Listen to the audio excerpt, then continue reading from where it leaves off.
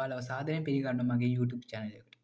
ඉතින් අද මම ඔයාලට පෙන්නන්නේ ඔයාලා thumbnail එකේ දැක්කා වගේ ප්‍රශ්නයක් වුණොත් ඔයාලා printerෙන් print out එකක් ගහද්දී ඒක ගන්න දෙන්නේ නැතුව අර වගේ notification එකක් ආවොත් ඒකට කරන්න තියෙන දේ තමයි මම ඔයාලට පෙන්නන්න යන්නේ.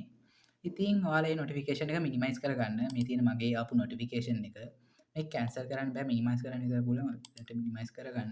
minimize කරලා search bar එකේ ඔයාලා search කරගන්න ඕන control panel කියලා. මේ තියෙන මගේ එක control panel කියලා select කරනවා. ඊට පස්සේ ඔයා යන්න ඕන devices and printers කියලා මෙතන තියෙනවා. ඒක click කරන්න. ඊට පස්සේ ඔයාගේ මෙන්න මෙතන පෙන්නනවා printers and scanners කියලා. ඒක click කරන්න.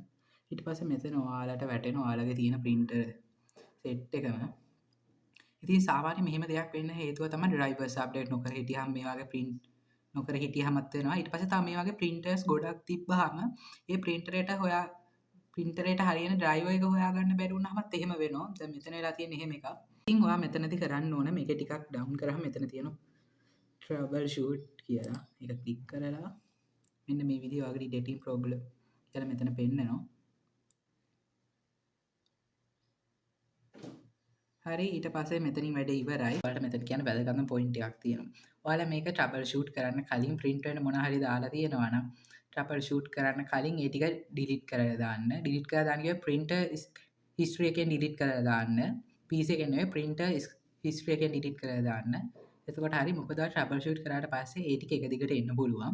හරි, ඉතින් වෙනද වගේම අපේ වීඩියෝ එක හොඳයි නම් subscribe කරලා ඔයාලට ප්‍රශ්න තියෙනවා නම් comment box section එකේ දාන්න පුළුවන්.